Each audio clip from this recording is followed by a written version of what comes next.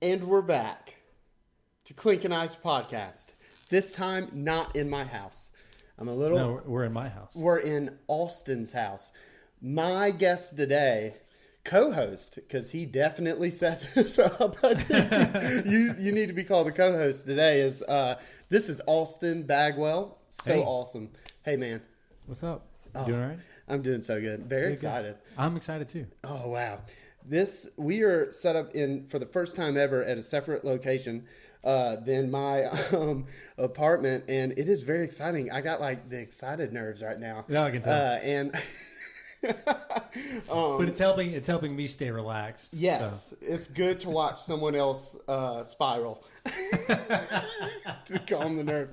But really, this is really exciting because me and you, we have known each other now for pretty much over close to 2 years, probably a year and some change. You were in my wedding, which was September of 2020. Yes, and I met you not long before then. Mm-hmm. So just very quickly, my wife and your girlfriend are friends. Yes, and that's how you and I met. Yeah, was through them. Through them, and they are actually out of town right now. So when the girls are away, the boys will play. So and with microphones. So it's really great. Austin is just one of those people that immediately when I met you, I realized that I can just chat with this person endlessly. And it's a special thing when you meet somebody and it's like, this absolutely. person, the back and forth is so much fun. Yeah. I'm sure. So for us, it's really fun, but for everyone else that's in the room, because typically when we hang out, it's at somebody else's house and we're all in the same room and we get pretty loud and dinner parties giggling. become it's our party, and then there's the much. dinner and party everyone as well. else gets to watch. They're like, I want to be a part of that, but that over there is actually annoying. and I tell myself, I'm not even kidding, we'll be on the way to one of our group hangs and I'm like, okay, I'm gonna spread it, I'm gonna walk around a little, I'm gonna try to not only talk to Austin, but that's because that's what I want to do. I really want to just hunker down, but never fails. It's so much fun. It's when you walk into the room with somebody else that's got that just energy about them. That's what happens when you walk in. Like I see you guys pull up and I'm like, yes, Will's here, yes, because I love. So shout out to Browning, because Browning, fantastic, who we both know, is a friend of ours. I went on a 3-mile ruck march with him this morning. Oh, whoa. Yeah, in the snow. It wasn't terrible, but it was a lot of fun. He said that he was going to listen to this one. And I told him, or the reason I'm bringing that up is because it's, I love talking to Brown. I love talking to him. Mm-hmm. He's got a very stoic energy about him. It's very calm and very intellectual. But when it's with you, it's a completely different energy, and I'm like, let's get. It's for sure a spectrum, two different, and it's so cool because that's one of the things I love about doing a podcast is everyone has those sort of energies to them, and my friends who people have heard on other episodes, they can be kind of chaotic and energetic, but when I get a chance to speak to someone new that's different, who brings different energy to the table. Right. Yeah. It's so awesome. And that's what I want to do with the new season is get just more guests because, it's like typically, like me, Nate, Gage, and Dylan. And I want them to always be a part of the pod, but it's easy to get in a pattern of, what do you call it? What's the word for doing things over and over? A pattern. What are those? You get into a pattern of patterns. It becomes like a maze. What do you call them? Like a maze. Like a maze. So. Well, I'm sorry, buddy. I'm trying to help you out here. Repetition. You're getting repetition. Thank you. Sure. Yeah. So we really want to try to start bringing on more guests. Is what I'm saying. So I was listening to your last podcast with Nate, right? Yes. You guys did the last one, and just listening to the passion that you guys both have for this podcast is just infectious. It's like, oh wow, I want to be a part of that. Yeah, like that's what I want. Yeah, like just to I want to sit down and have a conversation with these guys, you know, and just listening to the from the first podcast that I listened to of Clinkin Ice was the one where you told the story of you got fired but didn't know you got fired. Yeah, and I brought it up. I brought it up at we were at Browning's house, and I brought it up to you because it was hilarious. The way you told that story was so funny. In fact, I thought I was getting off early that day. I felt really good. Before I brought it up, I think I just sent you a GIF of SpongeBob doing the finger guns out of the door. I think that's all I did. Yeah, as he walks backwards out the door. Yeah. And then I may have said like, "Hey, I listened to the podcast. I loved it. It was a great episode." Yeah. And then when I finally talked to you about it, you were like, "Yeah, that was actually really sad." I felt so bad. You did not need to feel bad. It's one of those things like it halfway on that car ride home, man. It just started to dawn on me like, okay. I've had those situations too, but not getting fired from a job. Like it was the best way to get fired, hands down. It was really funny. It sounds like it was kind of like a delayed reaction kind of thing. Yeah. Like in the moment, there wasn't a lot of emotion involved or anything. But like as you said, driving home, you're like, "Oh, I just got fired." He was like, "But just send us everything from what you've worked on, all your files. Just send them on over, and you can go ahead and you can head home, and if we have any work for you, we'll let you know." And I thought, okay, he must be doing some sort of file inventory. Well, he knows you got him, so done. That would be the first red. So working at my full-time job is I work full-time as a computer repair technician. Yeah. And there's the company I work for has two sides. They've got the repair side, which is what I do. Then they have an IT support side. Mm-hmm. So they do like back-end IT support for like companies and stuff. But they also do it for us for the repair side. And sometimes I just built a brand new bench PC that I use for work, which is a lot of it's super cool. Very cool. But before that, I was just using a laptop on a dock. Okay. Before I built my PC, and it was things just stopped working randomly on that laptop, and I'm like, "Oh, I've been there." Is IT support just turning off my devices? Like, because they can do that. They can disable devices. I mean, anybody full with control basic over knowledge can do that. And I got really paranoid about it for a while. Yeah. Then I found out that my motherboard, my laptop was dying. I still don't trust them. I think they're messing with me. Like I plugged in a USB, and it said a message came up that it was overcharged. It was overcharging the port, so I had to shut the port down. That's not supposed to happen. I think I've got a dying motherboard. Dude, could we mention how motherboard is the coolest name for a computer part ever? It is. So it's like the mothership. It is. It's super cool. When I was a kid, so my dad worked on computers, back in the 80s and everything. Like he was programming them. Very cool. He was programming them using like tape. Oh, that's you know what awesome. I mean? Like the punch tape. And I can remember going to work with him, and so I'm from Raleigh. You're from Durham, and we kind of bonded over that as well because we know right, the triangle, exactly. The triangle. Yeah, I like you said tri-state area, but you said it with so much confidence. I immediately glazed over and thought about it. As soon as it came in my mouth, I was like, "That's wrong." It's like the triangle. Anyway, I can remember him handing me a motherboard when I was a kid. Yeah. And he was like, "You have to be so careful with this because if you touch anything on it, anything specific, it'll break." And I'm like, "Oh, wow, okay." And then I am now exactly. It's like you're holding the golden cup, the holy grail, right? Yeah. And being a computer technician now, we don't like manhandle these motherboards or anything. Here's that motherboard. But I'm just grabbing it. I'm like, let me just pull this out. I'm just going to set it over here. Yeah. Like they're not as fragile as people think. It is kind of fun to think back, like when you were a kid, and now you're older, and it's like how much did my parents lie to me? Yeah. I remember touching when it comes to being careful touching things, my mind always goes to when you're riding in a car with your parents growing up, and you cut on the overhead light to look at whatever Game Boy, whatever thing you're holding. Yep. they will so quickly cut it off. Be like, do not cut that on. I can't see while I'm driving. I'm like, what? Will, I'm so glad that you had the same experience.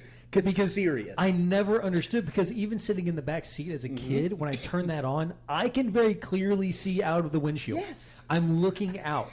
And so as a kid, like, I was almost programmed by my parents that were like, at night when the light's on, they're blind. Yeah. They don't know. Cut the volume down. I can't see. In this specific situation where they're in a car, they're surrounded by darkness, but there's a light above them, they're blind. It's like, none of this makes any sense. It's really funny because they were so passionate about it. Same with thermostat. Don't touch the thermostat. Yeah. Don't touch the overhead light. And also, if there was ever a moment of difficulty with directions, cut the volume down. I can't see. Cut the volume down. I can't think. And I kind of get that one. Okay, so I was going to say, I'm going to age myself here. I do that too. For some reason, I don't know why. It's like, I'm following Google Maps, and it's like, I think I'm about to get lost or something. Let me turn the volume down real quick. And I'm like, doesn't help you. Yeah. Maybe it just helps you concentrate a little bit better, I guess. I'm not sure. Do you use the GPS voice, or do you just follow the... Depends. Okay. It depends. Because y'all have done a lot of traveling. Yeah, so Austin and I... my wife's name's Austin. I just want to go ahead and throw it out there because I'm sure that's going to get confusing. So my wife and I share the same name. So I think Austin, that is the coolest thing. That's... you can't not run into a situation like that and go, okay... All right, special. I'm definitely doing this. Like this is because I remember people asking, is it weird that you're dating someone with the same name as you? It's like, I don't call her by her name. Mm-hmm. Like I say, hey babe, or hey, things the like pet names, yeah. right? Pet names. Mm-hmm. But it was more so like when I first started dating her and I came down here to visit from up in Raleigh, people would call her by name. Yeah, and they're like, is that confusing for you? And I said, well, at first it was, but then I realized if we're down here, they're talking to her. Yeah. Because it's her friends. Yeah. Predominantly. And then when we're up in Raleigh, they're my friends, so I know they're talking to me. And it made it easy. That's so true. I guess I get it. But anyway. Then she started calling you A-Town. She's never called me A-Town ever once. You just made that up. But I'm not upset that you just called me that. Well, I'm trying to think of other good names. In fact, you can make this podcast title, Clinkin Ice with A-Town. A-Town and down. I'm 100% down for that. Anyway, I go on tangents like that, so you gotta reel me back in. It's a tangent. So going back to Google Maps. Yeah. It was a long way to get there. Just wait till you see where we're at in 10 minutes. We freaking, yeah, no kidding. Yeah. We freaking, so it depends. So Austin and I go out to the mountains a lot to hike. Yeah. And if it's a longer road trip, I will have it on. Yeah. Because when you're on the highway, there's not a lot of directions being given. Like, you're on the highway for like 75 miles. That's true. All of a sudden she chimes in and you remember you're even on a GPS. Exactly. But if I'm around here, because I also do real estate photography, I don't have it on. Okay. Because I do it like if I'm driving to Hubert or Jacksonville or Richlands or something like that, I don't need it on. I'll just look down. I feel like that's probably a good habit to really not get too reliant on it. When I moved here, I thought I had a good knowledge. I mean, I grew up living at the beach, but it's a fun noise to the fans. Oh gosh, yeah. I'm gonna try and cut it out. It shouldn't be a problem. Which means if I cut it out, nothing of what I'm saying right now is gonna make any sense. That's true. I should all of a sudden say something crazy. Crippled mongoose. that was good. But I really tried to learn these back roads because I thought it is a small town where we're at. But at the same time, the county is ginormous. Isn't our county like the biggest in North Carolina? Like Carteret's like ginormous. Oh, Carteret's really small. Yeah. What am I thinking? I don't know. Not Durham County, biggest county. Durham's really small as well. I think it's smaller than Wake County actually. Onslow. I don't know. I actually don't know what the largest county is. Let me look. I might be wrong. I may have just said it with so much confidence. I really thought Carteret was the biggest county. I don't think it is. Well, if you're wrong, I'm gonna write that down. Well, you vamp while I look up this. Well, speaking of vital information. Speaking of vamps, I've rewatched all the Twilight movies the past week, and I am an even bigger fan than I was before. I'm proud of that. Really? I love it. I'm not hating this. Just what brought that on? Oh, no. I responded like that right there. Like, I'm proud because a lot of times I do get some hate behind it from some of my guy friends. But really, though, they're just jealous. Yeah. It's like so early 2000s. The whole, like, the music, the teen angst, and the very emo. Yeah, and the editing, they kind of are edited like music videos almost. I've only seen one or two of them, and it's Dare County, by the way. Dare County is the largest county. Yeah. I've only seen, I think, one or two of them, and I remember I saw one in theaters.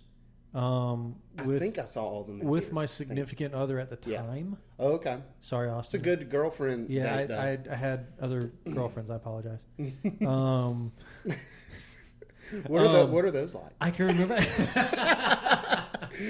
I can remember something happening in the movie. Yeah. So I was sitting next to my ex. Yeah. And then there was like a couple seats in between us, and then two other girls. Okay. It was there wasn't a lot of people there, but I remember something happening. I don't remember what happened, but something like someone got killed or something. Mm-hmm. And probably violently, head ripped off. Something. Yeah. And the two girls that were 2 seats down had like a very audible reaction to this, like, oh my, like it was. Yeah. And I'm sitting there like, because I haven't seen any of them. This is probably like the last one, or it probably right was the last two movies had some big fights, I think. Yeah. So I'm like, I'm looking over at my ex. I'm like, hey, like, what happened? She goes, shh. I'm like, I'm trying to experience this with you, but I don't know what's happening. I don't know why this is important. There's some movies where they're not going to clue you in on anything. It's sorry, but you've missed. You know, this is our moment, and quit ruining it. Like, you invited me. Yeah. Yeah. Am I just a set piece? Yeah. What am I here for? I am that friend that invites you to a movie, and in the movie, I'm like, shut up. Yeah, I fully believe. But here's the thing: I would know that. I would know that going in with you. That's true. But I get But at the same time, like, you know, recently I went to go see the new Spider-Man, and the person next to me asked who I was with, asked what about a character, and I was like, oh, they're from this and that, and because I knew that scene would be way better if they knew. So gotcha. I'm pretty chill. Yeah. But at the same time, I'm not. Because it's like, you know, people at the end of the movie, you know, they'll be cheering or something, and I'm like, sit down. Like, I've only ever done that one time. I've done it too, so I'm kind of a hypocrite. Well, I've only done it once, and it was so I'm 33. I graduated high school in 2007. Yeah. There was a movie that came out I'm pretty sure it was 2006, and that movie is 300. Okay, so obviously you know what I'm talking about. Love that movie. It's a great movie. Yeah.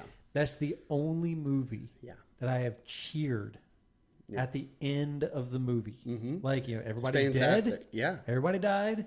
It's very sad and somber, and you're like, I remember word for word saying to my dad, because I went and saw it with my dad. Yeah.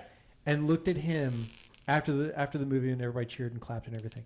And I was like, hey, do you want to go get in a fight with like 30 dudes right now? Like, straight up. You're like, yeah, start taking off your shirt. I'm dead serious. I'm not even kidding. Yeah. I had that conversation with my dad. Yeah, because it's a rush, that one. It was the first time, especially seeing it the first time and in theaters. Yeah. What's a big bummer is I think I might have missed that one in theaters, which is a shame because I just typically big movies like that I can remember being in the theater. I've seen so many movies that it's tough to recall. I've been trying my best to go back and remember every movie I've seen, and it's been a challenge, but I've told you this, haven't I? The number I've reached just off memory alone. No.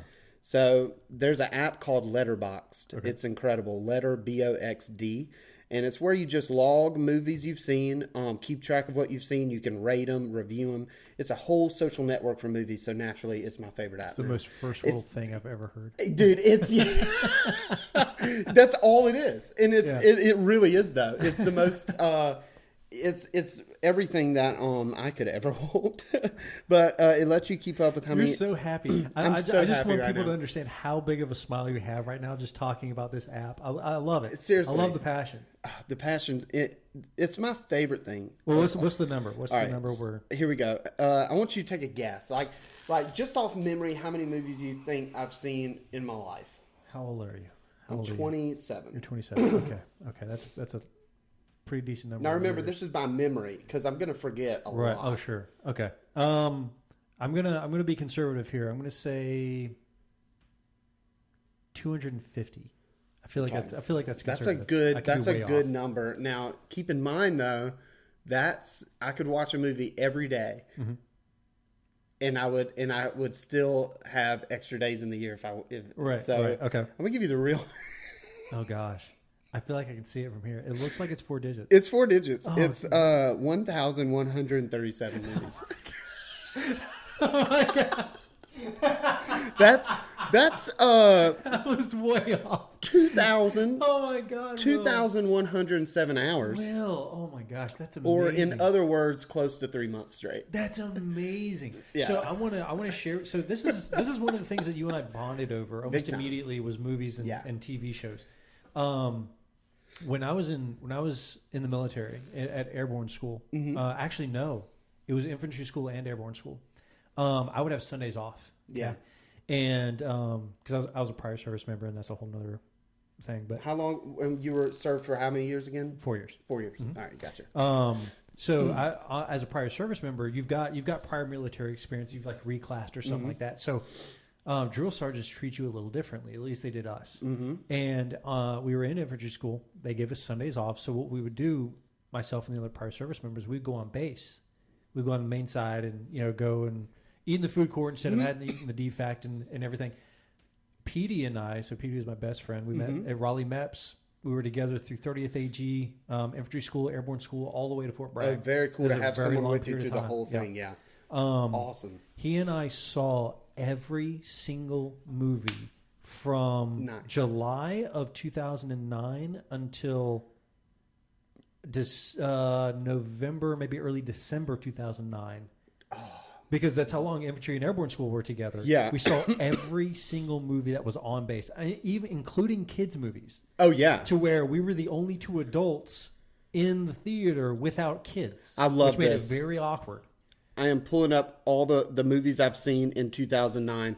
So now we'll have them ready. I remember seeing Paranormal Activity. Loved it. I thought it was pretty intense, man. It was. It was different. Yeah, so I remember seeing that movie. I was in airborne school, and I remember because we had to walk back to the barracks for airborne, where you have training, and it was in the wintertime. It was dark out. It was scary. It was scary. I'm like, yes. I know it was a movie. I know it was fake. It had such a realness but to it. But this is scary. Yeah. It took that Blair Witch vibe of like, this looks like a real home video. Right, yeah. The way they promoted it, and I think there was a good amount of time between, Blair Witch. Yeah, that was like 1999 and I think, and then, Paranormal Activity, I feel like was kind of brought back that found footage stuff, and it hit people hard. You remember those reaction videos in theaters, of people freaking out? Yeah. So, I actually rewatched those recently too. They don't hold up the same. No. But I remember how much I loved them then. There was another movie I watched recently that I saw while I was on Benning. And it was one, I don't remember the name of it, but it had Mila Jovovich in it. Oh, she's great. I think. It wasn't the Resident Evil movies, was it? No. Okay. It was one regarding alien abduction. Oh, snap. I know exactly what you're talking about. The Fourth Kind. That's it. Crazy. That's it. Crazy. Was it The Fourth Kind? I think so. Hold on. Basically, it scared me, dude. It was people who were having the same dream about an owl. The snow owl. Yes. Yeah. And they didn't know. Yes, 2009. Okay, so it's Fourth Kind. Yes, Perfect. and it's Mila. Yeah, she's great. So you don't see her enough. I watched it again recently, like 2 months ago. Yeah. Here at home, and it was like, it was okay. Yeah. It wasn't bad. I wish I had watched it at night. Yes, I feel like that would have been night better. movie for sure. So, but it was actually pretty. It was pretty good. Yeah, and that woman that they cast as the really frail older lady. The actual doctor. The actual doctor was freaky. So the one thing I will critique is... Oh, there's some issues. Well, hang on. The one thing I will critique, it's actually not a bad movie. The one thing I really want to critique is that, so every so often they will intercut an interview between the actress that's playing the doctor, not Mila Jovovich, but the other one, and the director of the movie, and they're having an interview. What looks like an open forum interview. And I very specifically looked at her chair. And spoilers... I'm going to go ahead and give you spoilers for this. I've never heard this over 10-year-old movie. Yeah. If you look, she at the end of the movie, you realize she's in a wheelchair because she was abducted. The aliens, when they speak through people, it breaks their spine. Oh, every wow. time. Yeah. That's why she was in the wheelchair. Okay.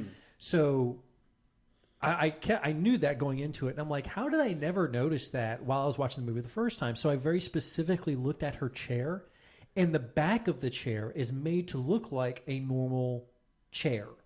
Like it's kind of like a high back, and it's got like almost leather type cushioning on it. Yeah. And then when they pull back at the end of the movie, you realize she's in a wheelchair. Ooh, big reveal. And I'm like, I have never once in my entire life seen leather cushioned wheelchairs. This is That's the most. The deluxe, how did I not see this? Oh. It was ridiculous. That's the deluxe. Honestly, I think when you see wheelchairs, I feel like they should be way nicer. I feel like, why not have this really cushioned? How come we don't see these more like super comfy looking wheelchairs? So my mom actually worked. She just got a new job, but she's worked with special needs children her whole life.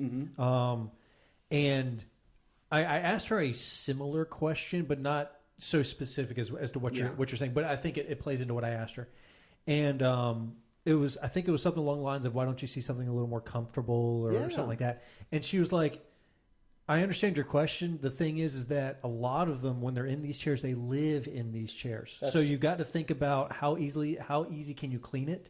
How easy is it for it to break down, like to put into a vehicle? Because they do collapse easy. You're like right. some That's do, true. not all, but some do. Yeah. Like there's a lot of other things that goes into it, but that's a good point. It's things you don't even think about. But I mean, we're not in that situation. That's true. So we're not exposed to it. But yeah, I mean, it's a valid question. I want to be comfortable. Yeah. I think one of the things my mom said was like, frankly, they may be paralyzed. They don't know. They don't know what it feels like. Yeah, which was kind of sobering. And I know we're getting kind of like heavy here. Oh, but I was like, we'll flip flop. Yeah, between, I was like, well, that's a very good point. Yeah, I never thought of it that way. I mean, just some neon lights, some spinners. Some spinners. So I saw spinners on a car in Jacksonville the other day, and I was like, "There's such a rarity." It was so bad. Yeah, it's great. I just love the notion of stopping and them still going. I just think that's... Man, I saw them. I saw that happen one time. I was in high school when they were really popular, or maybe just out of high school when they got really popular. Oh yeah. And I remember looking over at them. This was in Garner, and making like a face. I'm very, very expressive when I talk, and when I'm listening to people, I'm very expressive. I love that. And I looked over at this car, and I just kind of made a face. Oh no. And the driver was looking at me, and I realized it, and I was like, yeah, I'm hating on you. I'm sorry, buddy. And then just drive away. I mean, we're sitting at the stoplight until I couldn't. Seriously, all right, I'm picturing myself in that guy's shoes. I got these spinners. I'm feeling good. I'm bumping my music. I'll see that reaction looking at me. Yeah. It'll ruin my whole day. I'll think about it. When I was younger, it may have, but these days, whatever. Even now, if I'm at the point where I'm rolling spinners and neon lights, and that's a lot of investment. That's a lot of investment. That's a big investment. And my you're friend. doing that to look. Oh yeah, it's cool. It's 100% for attention. So I think it would get to me big time. Can I tell you about a prank I pulled when I was in high school involving a vehicle? Please. So I never had spinners. So let me just go ahead and say that now, because I know we were just talking about that. Never had spinners, but when I was in high school, but you had spoilers. Never had spoilers. I've only ever had SUVs or trucks. So I was leaving high school. I think I was leaving like football practice or something. It was after hours. And there was a guy parked next to me. God, I was such a jerk. And we were at a stoplight next to one another, and I was in a turn lane, and he was in the lane going straight. I put my car in reverse, And then I slowly started backing up, just very slowly, and he kind of saw me. But I've got my hand up on the wheel, and I'm pointing to the red light, and I'm looking at him like, I'm making this motion like, what are you doing? Stop, what are you doing? And I can see him like very He was hard. thinking he's moving he forward. He was rolling forward. That was the whole gag.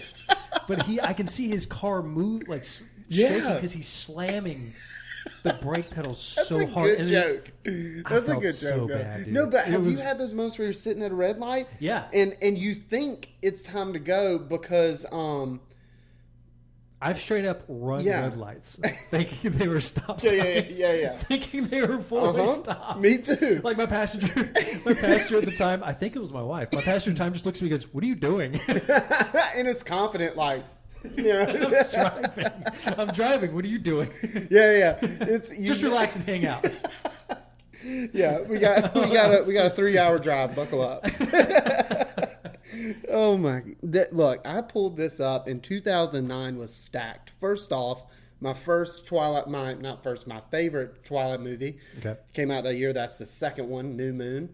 I know. You're like fine. that. I'm gonna make faces at you. I'm sorry, Will, but no, I know I love the because passion.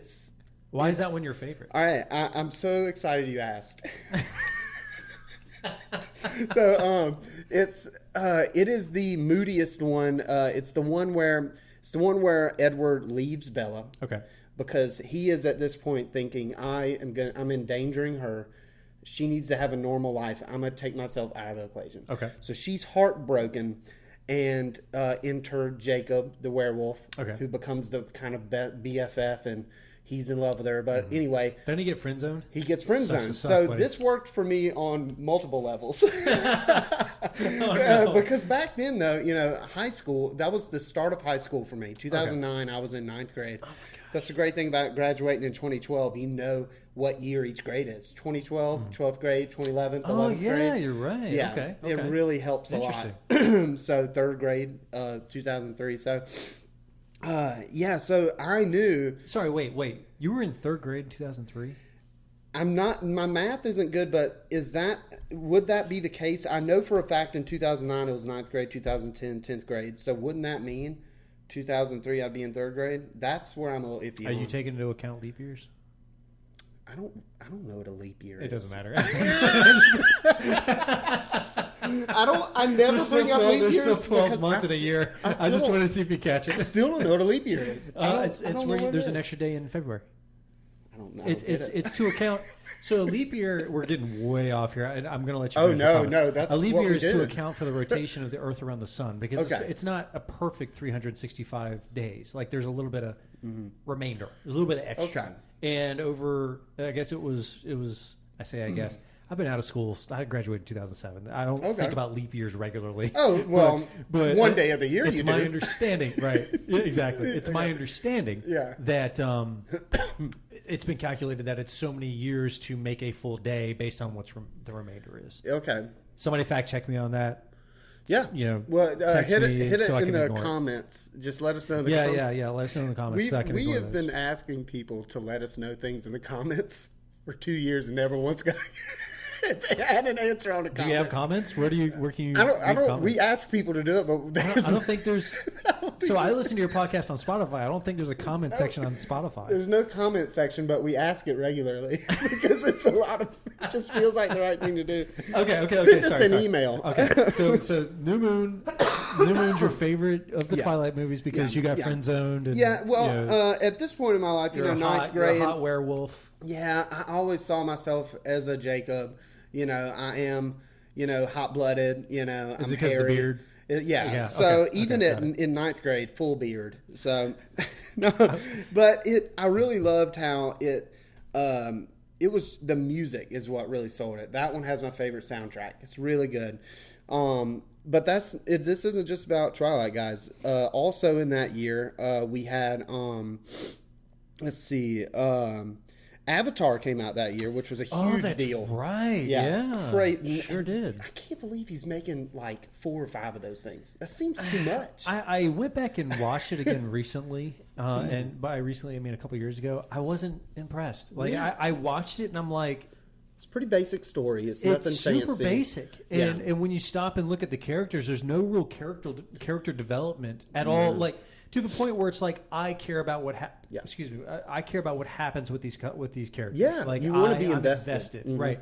And I feel like movies, especially these days, unfortunately, movies are they're just characters are props. Yeah, that's what you want to avoid, and it happens sometimes to move the plot along. That's it. Yeah. And when you do get those movies where when a movie comes out and you're like halfway through it and you're like loving a character, the movie hits you so much harder when they let the characters shine and take it away from this big overarching story or this big action spectacle. Right. But that Avatar, though, it was all the looks. Yeah. I feel like without the... Well, it was. You're absolutely right. It was the looks, but it's also the technology that they used to create it, which is great and everything. But guess what? They were flexing for sure. Well, no one sees that though. Yeah. Like unless you're working on the back end, or unless you're interested in that, which is a very small section of the population at large, no one's going to know or even care. I wish I would have saw it in IMAX. I probably would have. I wish I did too. Like, I do remember my dad telling me that he saw it in 3D, and he was more annoyed than anything. Yeah. I had trouble with 3D. I don't like 3D movies. Yeah, I really don't either. Now, it's a gimmick, and I'm just not about it. I'll tell you the best 3D movie I've ever seen, and that's Spy Kids. 3D. Oh, and man. That's because they have these orbs. One. I was a kid. Yeah. It was one of my earliest 3D movies, and there were scenes that served no purpose other than to be cool in 3D. Yeah. And like there was this floating glob that floated slowly out into the audience, and like as a kid I was like reaching out for it. Yeah. Like everything now is more, they'll have a 3D movie. I don't know the last one that they did, but a 3D movie will just be where everyone in the room is like, there's depth, but there's not actually the gimmicky stuff. Right, yeah. And that's what I liked, was like, if it's 3D, let that knife fly at me. You know what I mean? Yeah. So, but at that point, it's like, I'll just go to a theme park where, this is what it's supposed to do. Also headaches, which is terrible. Well, Austin and I have started watching like super old, I want to say super old. I mean, we've been watching older movies, and we watched the 1974 Willy Wonka movie. Oh, so it is good. Hilarious. It's really funny. It is so funny. Yeah. Just listening to the little quips that... also, it's meme central now. Like, there's so many great memes now. There's a ton of great memes about it. But Gene Wilder, right, he's fantastic. He's so good. Like, and... one of my favorite ones was he's, I forget which one of the kids, one of the garbage kids, is doing something they're not supposed to be doing, but he just stands there and he goes, "No, please don't," or he goes, "No, please stop," and it's like this deadpan stare, and I love it. It's please so come good. back, don't. And I'm stop. like, as an adult, I can relate with this. I totally understand. Oh man, there's been and that's what's great about that movie, is because as a kid it was all about, ooh, they're in this Candyland world, but as an adult you're like, you relate to him, Willy Wonka, as opposed to the kids. Don't care about the kids. Mm-hmm. Like when you watch it as an adult, maybe it's because I'm an adult. Yeah. And I relate so much more with Willy Wonka and what he's having to deal with these. But here also, he invited them in. Yes. So it's kind of self-defeating here. Yeah. But this wasn't up to me. It was the board. Good. It's so good. Yeah. Like the theme of that movie is so strange. It's weird. And the tunnel scene's one of the It's my favorite scene. The tunnel scene? It is my favorite scene in the whole movie. It is intense. I forget where I read this, but apparently none of the actors, including the kids, the kids or the adults, knew that he was going to do that. That was improv? So that scene, they knew that scene was in there. I don't know. But they're probably just supposed to react. Right. But he ran with it. But to his, I don't know if his monologue was improvisation or what, or maybe the way he delivered it. Yeah, I think it's more so the delivery. That could be it. But when I read that, I'm like, that makes the reactions way more sincere and way more terrifying. Yeah, like, and they are genuine. Like, even if you wouldn't have told me that, that scene, I'd be like, these kids are doing great. They look really scared in this moment. They're killing it. It's such a good movie. It's such a good movie. It's short. Yeah. It's super short, but it's so good. I'm glad you mentioned that it's short, because as I get older, short movies are getting more and more appealing to me. And if you can keep it at that 90-minute mark. Yeah, I got dishes to do. Like I got some adulting to do. Like, come on. It's so true though. And I hate that, even though I'm so into what I'm watching, I physically will get sleepy just because. Yeah. And I don't want to. And it's not that the movies put me to sleep. It's that I just can't. Or like you have to, and we were talking about this last Sunday where it's like a movie's so long and you know it's so long that you have to plan ahead of when you're going to eat your snacks and when you're going to drink your drink. Yeah. Because I don't want to have to get up and use the bathroom and miss something. Yeah. And then if I do, it's like now it's up to me to figure out, is this a high point or a low point? Is this going to be pertinent information? Yeah. Like, and now I have to leave. I just don't know how, with the amount of long movies, since you said that, it makes me think that the intermissions they were such a big thing and they aren't. Bring them back. Lord of the Rings had it. I remember as a kid experiencing that, and I really respected how Quentin Tarantino, The Hateful Eight, he did it in that, which was cool. And I actually got to see that one in a 70 millimeter version of it, and it looked really good. Like the clarity was crazy, and it was just this big widescreen, very cool. That movie's wild. Can I mention real quick? You mentioned Lord of the Rings, which I love it so much. The original trilogy is my favorite. Oh, my favorite movies ever. Yep. I love the lore of Lord of the Rings. Yeah. But anyway, I saw the first one on VHS as a kid, not knowing that it was going to be a trilogy. Okay. So I watched it over at a friend's house in the neighborhood. That's really wild to think that you had. It was just its own story. Yeah. Well, that's what I thought. Yeah. That's what I thought. So I'm watching this, and it's like 3 hours long. It's stupid long. And they get to the end of the movie, and it's just... So the ending shot of that movie, and I know this because I've seen it so many times, it's just... the camera just pans up, and it shows Sam and Frodo just walking through the woods on the way. And Mordor ahead? It shows Mordor ahead. And that's how it ends. And I'm like... Wait, they didn't get anything they didn't do anything. They didn't. How does it end? I had no idea that it was supposed to be 3 movies. Yeah. And I never saw, I've never seen any of them in theaters.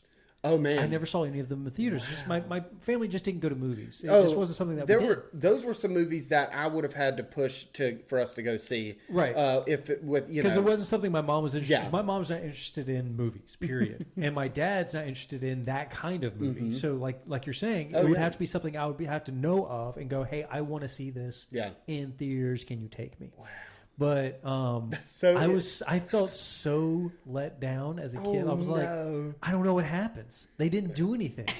And movies will flex that sort of style ending a lot nowadays. I hate it. Man, I'll be watching a movie with Jen, and a lot of times they're movies that not a lot of the time, but sometimes she is so awesome she will agree to watch a movie that I know isn't her speed. She's not going to really... I have a feeling she might not like it. She's great for that. She's so great. Awesome. She's you're an awesome human being. And I made sure, with the last pod after she listened to it, I was like, "Did you hear your shout out?" She's like, "Yeah, I really liked it." And I wanted to shout out to my wife. My wife's the best wife ever. I know you guys aren't married yet. Sorry. Oh, please do. My wife's the best wife ever. I love you. Go ahead. Keep going. She is amazing. We got some great people in our life, and you were watching a movie that you sorry, I was getting wrapped up thinking about Jen. You're totally fine. You're fine. I totally get it. So, but yeah, it's a lot of endings, especially your more your indie and like your art house style movies, your not your mainstream movies will have those sort of endings that they either end in a way that just feels like it just sort of just stops. Like there's not this big moment of climax or anything like that. Or like, for instance, it could be a sad ending where they've struggled and then literally they die or something. Yeah. And I eat it up. I love those endings so much. I do too. It can be really, it's more, so Game of Thrones, the first few seasons. Yeah. Let's just be very specific here. I love the fact that they break expectation. Mm-hmm. They broke expectation, not only in the shows but in the books, obviously. Mm-hmm. But when you have a main character that you're invested in, that like Ned Stark's a great example. Yeah, where you're so invested in this character, you believe in what they believe. Big actor. Sean Bean's a great actor. If you've never seen Sharp, the show Sharp, I need to watch that. It's great. It's set in the Peninsula Wars. In the 1800s against the French, where the English came to help. The Portuguese. I'm down to watch that. It's a great show. Great show. Anyway, you're so invested in these characters, and then they're dead, and there's no coming back. That is it. It's finite. Yeah. I enjoy that. I like that story because that's how real life is. Mm-hmm.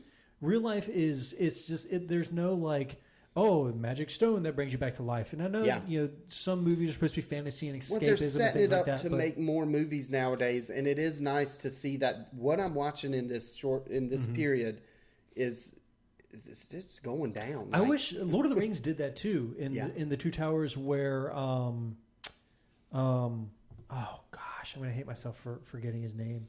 The elf commander that came to help at the Battle of Helm's Deep. You know what I'm talking about? Yes, but I don't know his name. Yeah, it breaks my heart that I forget his name. When he died. Yeah. Because you're like, okay, well, you saw him in, the first Lord of the Rings movie. You see him in the second one. He's coming to help. It's this big moment. And then he dies, and you're like, oh. Yeah. Like, this is real. Like, this is finite. They die. They're dead. And it's like, okay, well, it's more emotional. It is. More investment in the movie. And, well, I was going to say, in-game... Mm-hmm. They wanted to have that. Yeah. For instance, with spoiler alert. Yeah, right. But Black Widow. Yeah. Like, you know what I mean? Mm-hmm. And because they established themselves throughout all of these movies as like where these heroes are so invincible, they keep coming back, even though we literally see her die. Part of you's like, well, I'm probably going to see her own solo movie in a few years, which you do. Yeah. So Yeah,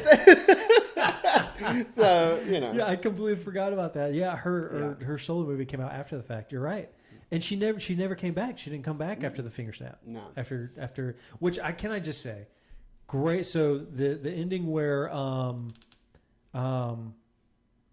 Spider-Man turns to dust, super emotional. Oh, that got to me. You want to say it? Yeah. Very well done. Yeah, very well done. Yeah. And then the ending of Endgame. That was really good too with Tony Stark and that. I thought it was too, and of course they had the most crowd-pleasing moment ever with Captain America with a hammer. Bro, can I just say? I don't know if you do this, but this is my guilty pleasure. I'm going to go ahead and admit it here. I will look up specific movie clips on YouTube to just watch that scene for the emotional factor of it. Yep, I do that constantly. Oh yeah, because it still hits. You can jump right into it 100%. And it hits. 100%. Yeah, you need that. I don't know if that's serotonin or what that is, but that euphoric feeling of just putting the hair raising, that goosebumps feeling that you get. I know it's coming. Yes, and that's my favorite feeling in a movie is if they can give me that sort of goosebumps feeling. And also, if it can make me cry, I will so embrace a cry in a movie. It used to take a lot to make me cry, but I don't. I guess it's just from watching so many movies over time. I don't know what it is, or maybe it's as you get older, you start to kind of lose a little bit of that toughness. I don't know. I don't think that's the case. I'm trying to think of a movie I've cried at. I can't think of one. You know what? I take that back. The end of Saving Private Ryan. Whoa. Yeah. I remember getting emotional at that one. It wasn't like a sobbing cry. No. Right. Yeah. No, I'm with you. Yeah. It was more of like my skin went flush, my eyes watered up, and you're kind of holding it a little. Yeah. You kind of feel it in your throat, and you're like, man, that sucks. And that's the end of it. Yeah. I remember getting mad at that movie. There's only 2 movies that I've gotten. No, 3. Oh, what part? 3. And I want to hear all 3 are war movies. Okay. So the first one is Saving Private Ryan, the landing on Omaha Beach. The storm in the beach. When they're just cutting them down in the boat. Yeah. I was getting furious, it's very accurate what they did. I love history. I love military history. It was very accurate what they were doing, but I was so mad that they didn't even have a chance to fight. Yeah. That's what I was mad at. That pissed me off. And that just shows how effective it was. It's great. That it brought that out of you. Great story. You know what I mean? Yes, exactly. Yeah. And that makes sense. It is heartbreaking and it is rage-inducing because you see them built as they're approaching. And I've been in the military and I couldn't imagine the anxiety. I've been deployed and I couldn't imagine it, honestly. The second one is it's a terrible movie, but Pearl Harbor. Me and Jen were just talking about this movie. It's such a bad movie. If they just got rid of the romance all the in love the beginning, stuff, yeah, who cares? No one cares. I think it gets. I think Pearl Harbor Attack bad. is halfway through the movie. It takes a while. It broke my heart. Again, they just didn't have a chance. Yeah, and I knew all this was coming, but they just didn't have a chance. The third one, which is one of my all-time favorite movies, is Lone Survivor. Oh, all right. Not enough people talked about that movie, but it's great. It's incredible. It's a great movie. So I've had the distinct pleasure and honor of meeting Marcus Luttrell. No way. Yeah, so he did a speaking tour for a while called I think it was the Freedom Tour or something like that, where he and a bunch of other veterans just went to different cities and told their stories. Oh. And I saw them in Charlotte years and years ago. Great dude, super down to earth, super cool. I love tall that. is super tall. Like He's a super tower. tall guy. But anyway, when Mike Murphy is going up onto the rock, so they've already been found out. They're being chased by the Taliban. They've already fallen off several mountains. Yeah. And they're trying to get contact with the outpost. At this point, it's like full tilt crazy. They're full on firefight. And he crawls out into the open, gets on his sat phone, calls in for backup, and then he's killed. He's just shot in the back. He's shot multiple times, but shot in the back, killed, and he's dead. So much rage that it makes my eyes tear up. Yeah. Just so angry. And just hearing about who Mike Murphy was from Marcus Luttrell, which happened before you saw it? Did you learn much, or was this all mostly after? I learned of the story. How did I learn about Lone Survivor? Because he wrote the book. Yeah, I read the book. Okay, I read the book first. Nice. So I heard of the book. So I know that hit story. You. Yeah, right. Read the book, heard the story from Marcus Luttrell, and then saw the movie. Okay. So I heard about he talked about Mike Murphy, his team leader and everything, and how great of a guy he was. And there was even an interview from his parents that they played of like how kind he was and how nice he was and everything. And it breaks my heart to see that, because he's an amazing human being. And the way they filmed it, how you just don't see that coming. And there's other war movies that utilize that, or that film something in that style where you don't know when that bullet's just going to come. No and it's really tough to watch every time. Yeah. But that one especially was such a good movie. Man. It really is. It's a heartbreaking, gut-wrenching movie, but it is so good. And it is, once it pops off, the rest of the movie is like that. It is, but it's not so much to the point where it's gratuitous. No. Or like you're like, okay, I'm over it. Because it's done gracefully though. It is. It's so much different action, even though it's action the whole time, that you don't get bored halfway through. No. I'm going to be honest. There are some fight scenes, especially like these giant CGI. Full of just garbage fight scenes where I'm like, what am I supposed to be focusing on here? There's so much going on. Yes. It's not that. It's very intimate. It's very like... We're starting to see a shift away from that sort of Transformers, a bunch on the screen action. Now it's back towards the focused action. John Wick does that, where you just can see what's happening. Yeah, John Wick is a very good example of a character that... They know, they're like, okay, this guy's going to go kill a bunch of people because they killed his dog and stole his car. Yeah. You know that. And you know that going in, you're like, all right, I can deal with this. And then it's just action. But it's good. It's very tastefully done. Nobody's another movie like that. I don't know if you've seen that yet. Wait, Nobody? Yeah. Wait, that's the one with the guy from Breaking Bad. Yes. So, Better Call Saul is the movie he's from, or the show he's from. It's got that great poster of everyone attacking him. Yes, it's so good. Oh, it's so good. It. My favorite line, it's got Christopher Lloyd in it. Oh, no way. Yeah. Okay. Yeah, my favorite line is the only line I'll give. So Christopher Lloyd is the main character's dad. Okay. And he's like, they're like having a shootout or something like that. And the main character looks at his dad and is like, Dad, you brought a lot of shotguns. And he looks at him and goes, Son, you brought a lot of Russians. And I'm like, yeah, go Dad. It's such a great line. It's so good. It's such a throwaway line, but it's so good. No, but those are the lines that you remember. That's so good. Wow. I mean, I feel like with action movies, it's I don't want them to. I think it's really cool how right when you feel like action movies have sort of phased out, they come out with something that's just really, really it's good. Different. Well, John Wick was filmed by stuntmen. The director is a stuntman. So yeah, he got his moment to be like, okay, y'all, let me just really show y'all what this is all about. Exactly. And another example of a whenever I think about action movies, I always think about the Mission Impossible movies, because it's a rare situation where I feel like genuinely each one is better than the last. Now the second one is debatable, but I'm just a huge slow-mo fan. Sure. And the entire second movie is slow motion. I like how you caught yourself instead of saying slow-mo guys, like the YouTube channel. I almost said slow-mo guys. I'm being interviewed by Gavin Free right now. It's amazing. I don't know where his British accent went, but it looks completely different. Like and subscribe. Just comment below. I'm gonna spit my coffee. It's a spit take. Each one, Fallout being the newest one, is my favorite of all of them, and I think it's because. Also, a cool little thing I noticed not till after I saw it. The villain in the newest Fallout movie is called Walker, and he only walks the whole movie. Really? He never runs. He never rushes with anything he does. He's so chill and just walks everywhere. And I just think it's kind of cool, tongue-in-cheek name. Yeah. Wow, I didn't notice that. Yep. I didn't know that. Wow, this has just been the best chat right now. I could do this for I don't even know how long we've been going. I don't know either. So I do have a timer up here. Yeah, but it's not in seconds or minutes or anything. Ooh. It just gives me it's in bars. It just says it's been about a while. It says it's a bar. It says 1679. So, okay, 1679, got it. But I don't know if that's seconds. I'm pretty sure it's seconds. I don't know.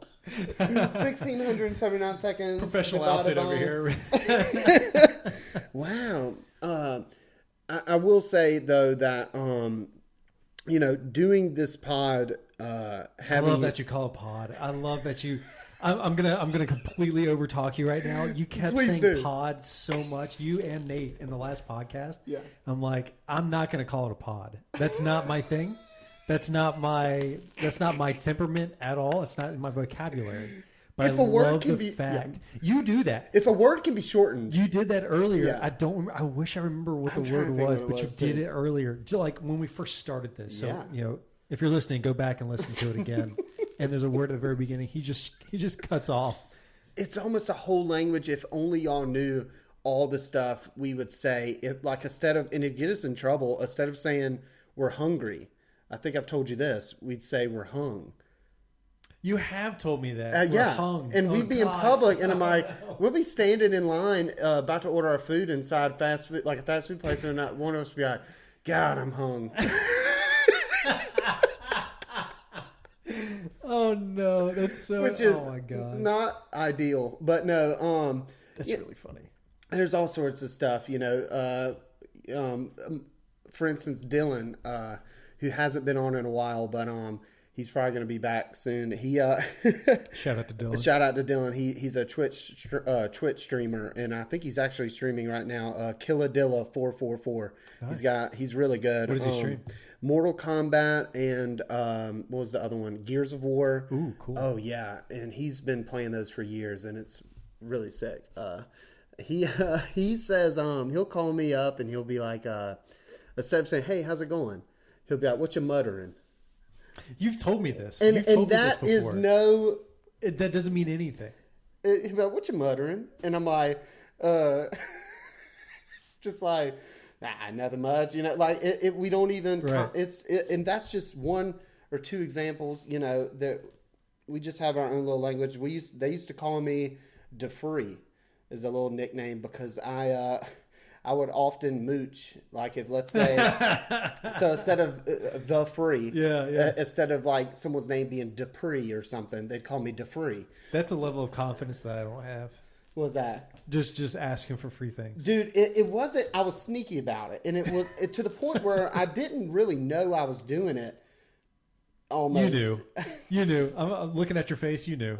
Well, give me an example. Here's an example. Anytime we want to go out to, we would want to go out to eat or go see a movie or something, I'd be like, I'll drive. All right? Okay. I'd be like, I'll drive. And they'd be like, oh, thanks, man. Cool. I'm driving. And then we get there. And then I'm like, hey, man, can you get my ticket to the movie? And they're just like, and they're like, what? No. And I'm like, but I drove. And then they're like, fine. But that's not cool. volunteered to drive. If you were like, hey, if I drive, can one of you get my ticket? No. It's more. No, I get that. But if you had done that, okay, yeah, I give you the benefit of the doubt. Yeah. But you're just like assuming. Yeah. Hey, these people are in my car. Yeah. And that's a good example. That's a best case scenario. Sometimes it's more just. Every other time, leaving my say, hey, can you get this? Yeah, leaving my wallet. It's one of those things where I do accidentally leave I would leave my wallet places by accident, leave it at home. But clearly, I'm not that invested in making sure I pay for my stuff if I'm leaving my wallet that much, which it happened quite a lot. So I don't go air quotes left my wallet.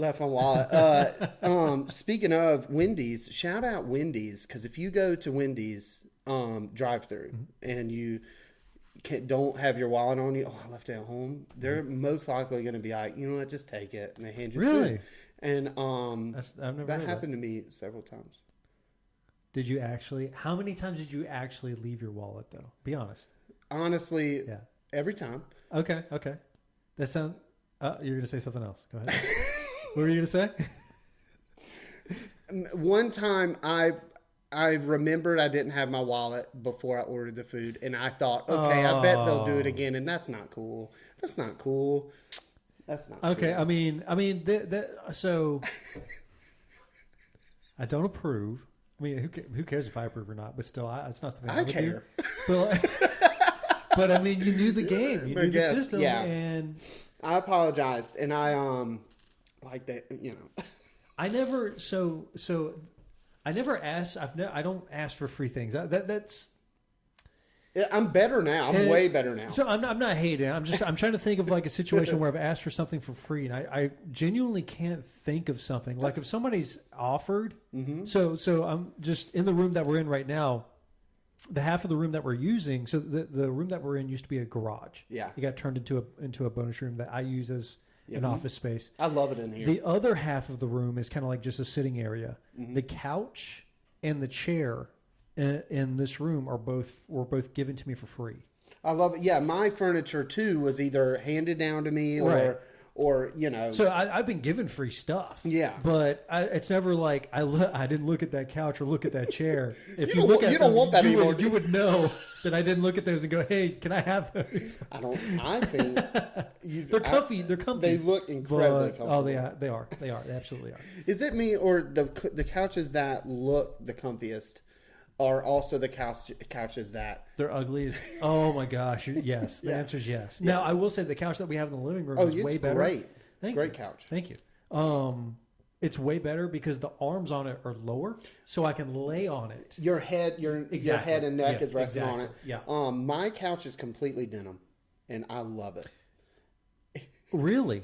So that couch right there is corduroy. Well, corduroy-ish. Yeah. Mm-hmm. I like corduroy. I kind of like that's a thick corduroy, like wide. Yeah, it is. Yeah, super. It really is, but it's super comfy. If you ever sit on a jean couch or chair or anything, couch. Yeah, completely denim, all of it denim. And what's great about it, it's always cold to the touch. Always, it's something about it. If that sounds, I don't know if that's weird, but it just has this. Like you can lay on it for a while, and the couch doesn't get hot. Right. Like you could take a nap on it, That's wake why up, I do and leather. it's still You lay down on a leather couch, it can get. It's like it sticks to you. It's like when you get up, it's like you know. Yeah. You just feel you feel your skin is as hot and wet as that couch cushion. It's such a bad experience. You wake up not feeling rested, but instead feeling like you're a piece of crap. Not only did I take a nap, I feel nasty about it. I mean, when people are like, it's so much easier to clean, I'm like, how much crap are you spilling on your couch? Yeah. Quit it. Just don't eat in your living room while I've got kids. Don't let them. You're in charge. Yeah. Don't It's so true though with leather. You do. I get it. You spill something on it, kind of just rolls off. But I mean, I'm very accident prone, and I've had that jean couch it was my parents at our old beach house, and now it's mine, and it still doesn't have a stain on it. you can avoid that. Wow, I honestly we might have to start doing 2-parters because I don't want to stop talking. Yeah, neither do I. What I'm doing is I'm checking the time. Yeah, and I know we've been going for an hour. And the way I know that is right before we started, I sent my wife a snap of the two of us because they wanted picture evidence for some reason. So that's how you can tell the time. Yeah. So I'm looking at the time of her response. Okay. And actually, we've gone a little longer than an hour. Her initial response was an hour and like 20 minutes. Okay. So this is going to be a little bit longer. Tight hour and 15 to 20 or 30. Not terrible. It's not quite a 2-parter, but you're getting there. Yeah. It's what I used to want to do extremely long podcasts. I also had extremely long intros. So that's true. The intro from the podcast to listen to this one, I actually checked the time to see how long. It was one of my shorter ones. It was good though. It was really good. Yeah. Juice boxes. That was good. It was the lyrics to me felt like it matched the situation of life. It felt like it was. I would say. Yeah. I feel like if I sat down and wrote a rap song, I would. That's rap. What it would be. I would rap that. Yeah. I mean, he does say, looking in the mirror like who am I? Like I'm not existential or anything. Yeah, that's pretty deep. It's pretty deep. Come on, Will. But I do get moody. and then I watch Twilight New Moon. Yeah, I was gonna say, judging by your taste in Twilight movies. Uh-huh. Yeah, I do get moody. Wow. It's so funny. I'm gonna bring up one more movie. I saw it earlier and then where'd it go? But what'd you think? Can't find it. I don't know where it was. Anyway. Is it from 2009? It was from 2009. Okay. Oh, yes. Did you ever watch any of the like slasher, like Friday the 13th? Because they rebooted Friday the 13th in that year. There was a one where the last one they made, they killed like 7 people in the intro. Yeah. Did you see that one? I vaguely remember it. Okay. It wasn't one that stuck with me, but yeah. When you're in the military, I'm just going to say this: you watch a lot of movies because there's a lot of downtime. That's interesting. Okay, there's a lot of downtime. I actually had written down on here to ask you about your time in the Army, and if I'm interested in that downtime aspect, could you tell me more about what would you like a normal day? Okay, so deployed normal day or in the States normal day? Ooh, let's do because there's downtime in both, but the way you spend that downtime's a little different. Probably much different. Okay, let's do the States. Okay, so if I'm in the States, all right. So I was over at Bragg, down in Fayetteville. Shout out Vietnam. So I was in a kind of a unique situation because I was a member of the sniper section. Very cool. I'm not going to say that I was a sniper. I wasn't. Didn't go to sniper school. Yeah, it's a very specific thing that unless you're a sniper, you don't call yourself one. I'm not calling myself one. I was their radio operator and their grenadier. I was part of the sniper section. So the reason it was different for me is because when you're in a small section like that, you're a specialty section. Yeah. And basically what would happen was while the rest of the company's out doing something else, we would go to the range. Okay. Or we would do specific training to our section. Okay. Just us. That's cool. And we were done. I just went back to the barracks. Yeah. But on a normal day, so let's say it's not special or anything like that. There's a lot of just hanging out. Wow. See, that's how you get tight with the guys. That's how the friendships bond. But that's also how you do a lot of stupid stuff. Okay. And oh boy, things rushing in. I can remember. I can think of a lot. And we'll definitely talk more about it. Sure. Yeah. I guess just a quick one was whenever you get new guys in. Yeah. I know people say that there's no hazing in the military and things like that. There absolutely is. Yeah. There absolutely is hazing, and it sucks when you're on the receiving end. I was on the receiving end. I got hazed, but there's something a part of it where it's like you earn your stripes. You earn the respect of those guys that are doing it to you for the most part. Sometimes you do get those people who just don't know when to turn it off. Mm-hmm. Well, you see that aspect in male friendships in general. Yeah. So absolutely.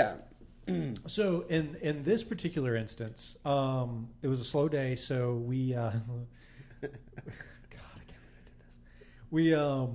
We were going to lunch, and in Fayetteville, being a military town, there's a lot of strip clubs. Okay? Yeah. And we had a new guy, and I was one of the few guys that had a vehicle. So I would drive the other guys, wherever we're going to lunch or whatever. You were me. What's that? You were me. Yeah, except I actually got money. I was just straight up like, if I'm driving you, you're paying me. Anyway, I was a glorified taxi driver. But anyway, we one of my friends was like, "Hey, let's take one of the new guys over to Sharky's." And I'm like, "Is that the name of the place, Sharky's?" Yeah. So we got we're in a group, and we're like, "Hey, where do you guys want to go eat?" And my friend was like, "Hey, let's go to Sharky's." And the new guy was like, "What's that? What's Sharky's?" We're like, "Oh, it's a seafood place." It was not a seafood place. It's the best thing you could have said. It was so. Oh gosh, Will. Yeah. It is so gross. Oh yeah. Did they have a buffet, breakfast buffet? No. That's my favorite. I actually don't know. I've never been inside of Sharky's. It doesn't exist anymore. Sharky's was a strip club. Yeah. That was inside of a.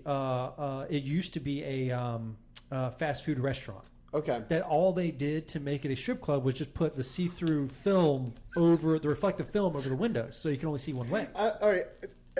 When you said that though, like you said, used to be a fast food restaurant, I responded with like that's like a totally normal thing. Yeah, but that's really absolutely. Like this was a Wendy's, but I could see a strip club. I don't know what kind of fast food restaurant it was. Well, Wendy's, they're already really nice there. So. Yeah. I don't remember what it was. But anyway. Go ahead. We strategically placed the new guy in the front seat, passenger side by the door. Yeah. So we pull in, and if you think of a strip club in the middle of the afternoon on like a weekday, let's just say, for example, it's a Tuesday, because I don't remember. But it's dead. There's no one there, aside from like the employees' cars as they're getting the place ready or whatever. And so we pull into the parking lot. I don't even try to park. I'm just sitting like diagonally in the parking lot in the middle of it. And he goes to open the door, and I got a guy sitting right next to me in the front. So there's three of us in the front, three in the back. And he just shoves him out of the truck. Shoves him right the hell out. Like, dude's on the ground, shoved out of the truck. My guy grabs the door, shuts it, and I just leave. And we just left him there. So you're asking about downtime. That's what we did. We did drop them off like at Sharky's. Yeah, exactly. So we went back, and we're having a formation, and his platoon sergeant's looking for him. He's like, "Where's he at?" And we're like, "I don't know, Sergeant." He said something about going to get lunch at Sharky's or something. I thought that was weird, and he knew what we were doing. They got good crab legs. He goes, "One of you are going back to get him right now." He was pissed. Yeah. And right when he said that, maybe like a couple minutes after he said that, this dude comes rolling up in a cab and gets out. So I didn't have to go back and get him, and there he is. Yeah. But that's the kind of stuff that we would get. That's what we would do in our downtime. That's so funny, and I just really, really love that y'all said it was a seafood place. That is too funny. I mean, Sharky's. What else could that? Sense. Yeah, it sounds like a fun. It sounds like a fast food seafood place. It does. It sounds like Shuck and Shack, how they have several of them. Yeah. Sharky's is, a commercial entity. That's what we would do. My friend group, the guys you've heard in the other episodes, Gage, Dylan, not so much Nate, but they would, when I first met them, I was the butt of the joke. I was always being kind of hazed by them. Yeah. Now they're like my very tight buds, but I used to get so mad. I was going to ask you, was there ever a point where you were like, because in my case, I had to be with those guys that were hazing me. Like, I didn't have a choice. Yeah. But in your case, was there ever a time where you were just like, forget these guys? Like, I struggled in the beginning with because we take the bus each morning. I'd start my day with them. Right. We'd be waiting for the shuttle bus. Our first bus was like a short bus. But you went to a private school. It was a private school. Let's be very specific here. Yeah, it was called the Pats bus. Actually, I don't know what Pats stood for, but very funny, very cool driver.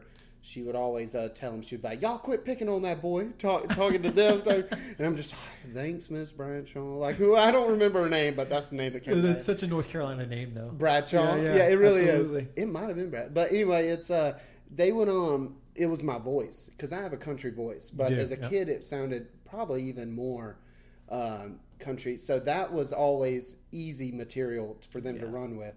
Low-hanging fruit. Yeah, exactly. And I also, and I still am to this day, I will sleep in a vehicle so fast. And so on the bus, I would fall asleep like immediately. Mm-hmm. So naturally, I wake up like butt in my face or something. God. Not really a butt in my face, more a gas mask. If you don't know what that is, I don't. It's where you fart in your hand. Oh God. and you put it over someone's face, and they wake up with the smell of a fart. I love the fact that they're going to listen to this podcast and go, "Oh my God, who did that?" Oh no, they're going to be laughing, but it's and then now some 10, 15, I don't know how it's been many years. We're super tight, and it's funny how guys sort of function in that way. Because it's a hierarchy. It is. And then once I started to get unfazed by it, they realized that it's not as enjoyable. And then I started joining in with picking on them. Like it could be me and like Nate all of a sudden picking on like Dylan or Gage. Yeah. We could all sort of, that's how it's supposed to be. Yeah, you can bounce it around. Absolutely. So I know you understand from being, Oh yeah. Well, it's a little different. It's a little different when you're in the military, especially because you got to watch. Like I'm sure you don't want to piss off somebody who may be just already angry that day or something. Not only that, these are the people you're going to rely on. That too. These are people you're going to rely on in very stressful situations, and not to say that it like let's say I'm just going to make up a name. Let's say like Bradshaw. I'm gonna take your name. Bradshaw pisses me off one day, and we're in a high danger environment situation, and now it's on me to go save his life. I'm not gonna just sit there and go, but there was that one time where he gas masked me. Like that. No, that's not gonna happen. Yeah, that's not. What's gonna happen. What's gonna happen is in our downtime, he's gonna say something or do something to piss me off, and we're gonna get into a fist fight. Yeah. That's more likely to happen. Wow, yeah. That happen pretty regularly. Mm-hmm. Now, if you're in a good unit, stuff like that happens, and then it's dead. Then it ends. Not necessarily you have to become friends with that person. It happened 9 times out of 10. Mm-hmm. But there are times where it's like, this dude pissed me off, so I get into a fist fight with him. We're still mad at each other, but we got a lot of that out of our systems. We're not going to be like shaking each other's hands like, hey, what's up, bro? It's like, okay, hey, I respect you. And it's more like in that moment you needed it. You needed to let out absolutely. that sort of... Yeah, especially when you're deployed. There's not a lot to do, yeah. especially when you're out in the field, like if you're in a fire base. So downtime when deployed. Movies. That, would you say, Movies. That's the movie time? Movies. Wow. See, I was thinking it'd be the other way around. No, no, because you can go off base. If you can go off base when you're in the States and do stuff, when you're deployed, you're hitting up all the torrent sites, downloading every movie. Every single movie you watch has Middle Eastern subtitles. Yeah. For whatever reason. Yeah. Because that's where they all come from. Yeah. Movies. Yeah. Movies and music. Movies and music. I'm music is a big thing for me because if I'm up in that turret for 12 hours, I'm standing in a turret for 12, 13 hours. Wow. Headphones? I've got one earbud in listening to music. The other one I'm listening to the radio.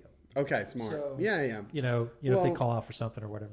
Wow, yeah, I would be the same because music is, I had to contain myself recently because I went on a spending spree buying vinyls and CDs, and I just lay down on my jean couch. Really? Yeah, I'm getting back into CDs. Interesting. Vinyls can get very pricey. Sure. And also, I have learned I've lost faith in Amazon shipping a vinyl record.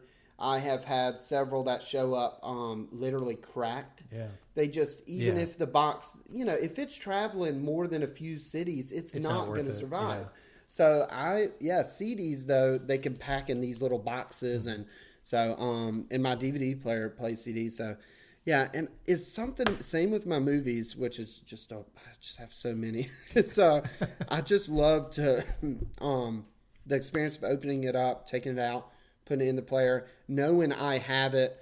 If I don't know what to watch, standing and browsing physically as opposed to over and over scrolling is just much better, I've noticed. And I'm hoping over time I can drop all streaming services and just not pay monthly for because there's very little that I enjoy on Netflix, if I'm honest with you. It's getting tough on there. It's there's only 2 shows. I take that back, 3, and one of them is your fault. You know which one I'm talking about, don't you? I think I do. Is it the? Go ahead. Is it The Witcher? No, that one we talked about. Yeah, that's the one I've been watching already. It's the one that you and Jen watched that you told me about. It's Downton Abbey. Yeah, it's Downton Abbey.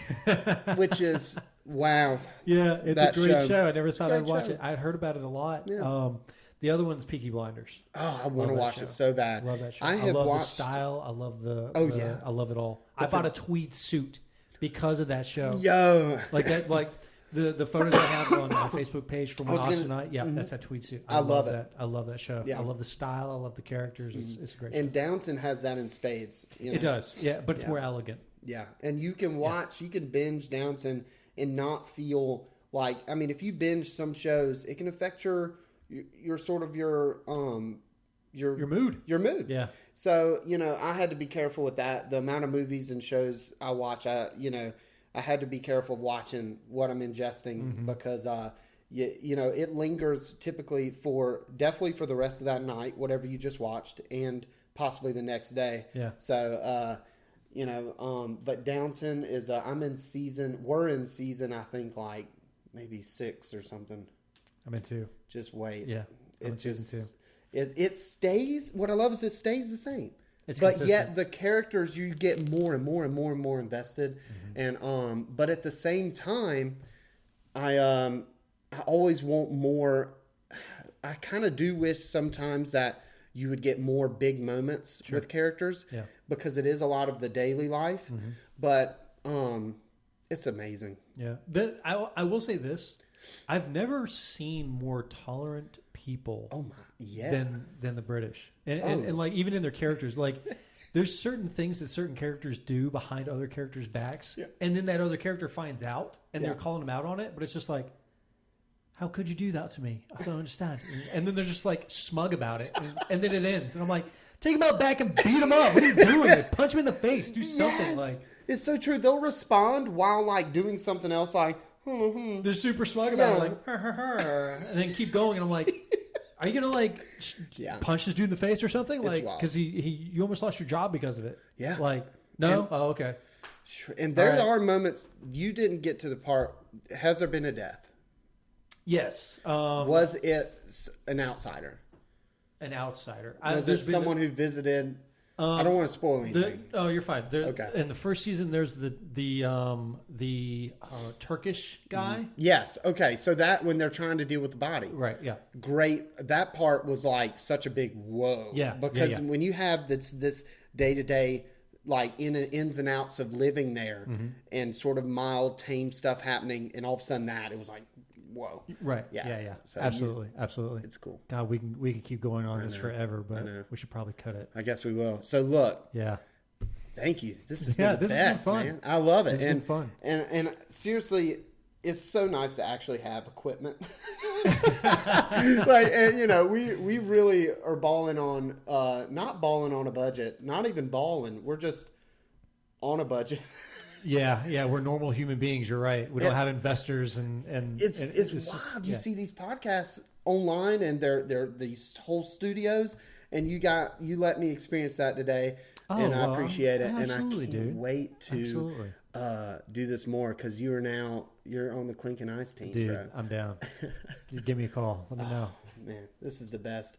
Thank y'all for listening again. This has been another episode or episodes, depending on how this we'll see. But thank y'all for listening, and we'll catch y'all not next month. This isn't the occasional pod. This is the weekly pod. So I'll talk to y'all later. All right, man. I'll see you. Yes, sir.